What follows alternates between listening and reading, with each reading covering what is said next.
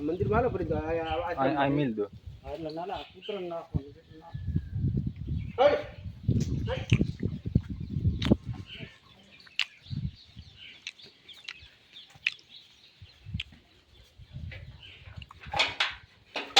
મિત્રો બોડી અગ્નિ માના મંદિર નું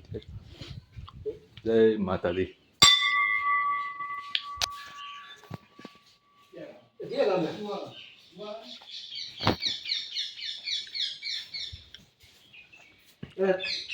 આઈને આશ્રમ માં ચા પાણી કરવા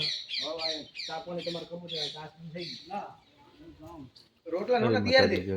ના ખાઈ ના આ તો પરસાદ કરવાની જય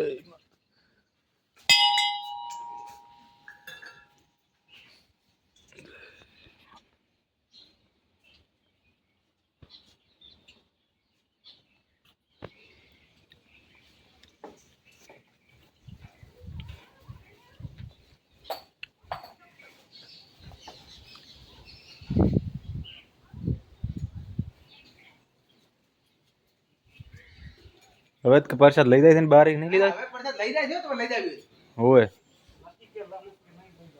ના ના અમે છોકરીને આપણે તો હવે કેલા હોય રજા લીધી છે માતાની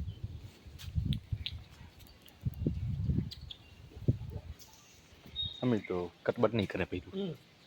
લોંગ એટલો થાય એટલો પાપરદીન 5G ની સ્પીડમાં અપલોડ કરી લાગશે પાપરદીન 5G ની સ્પીડમાં અપલોડ કરી લાગશે બોલો કંઈક શરણભાઈ જય માતાજી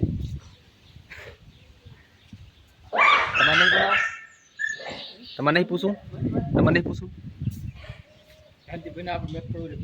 તો તું આ પૂછ નહીં તો સાહેબ આપણે માતાજીના ખૂબ જ અહીંયા નામ સાંભળ્યું હતું અને આજે અમે દર્શન કરવા માટે આવી ગયા હા તો તમે થોડુંક સમજાવો ને મને વિગતવાર જેથી કરીને અમે આ વિડીયોના માધ્યમથી લોકોને પણ આની માહિતી પહોંચાડીએ આ બાબર તાલુકાનું ભેંબુડી ગામની અંદર માં અડકમીમાનું મંદિર છે આનો ઇતિહાસ તો બહુ જૂનો ને પુરાણો ઇતિહાસ છે પણ આ ગામની અંદર એમ કહેવાય છે કે માં અડકમીમાના જે કંઈ અહીંનો પ્રસાદ ગામની બહાર પહેલાં તો નહોતો જતો પણ હવે એવું કહેવા આવે છે કે સીમાડાની બહાર પ્રસાદ લઈ શકાય છે અને આ એક કુંવાસીની વારનું દેરું છે અને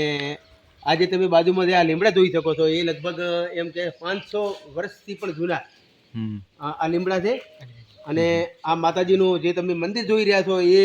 નવું છે અને બાજુની અંદર એનો જેનો જૂનો મઢ કહેવાય એ મઢ છે બરોબર હા હા અને આ ગામનો ઇતિહાસ તો બીજો તો તમને શું કહું પણ જે કોઈ અહીંયા પૂનમે એટલા ભાવિ ભક્તો આવે છે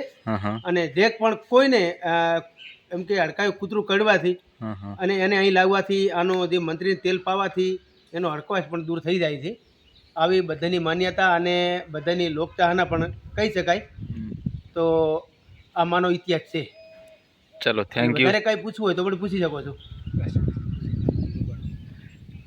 અને શ્રદ્ધાળુઓ પૂનમના દિવસે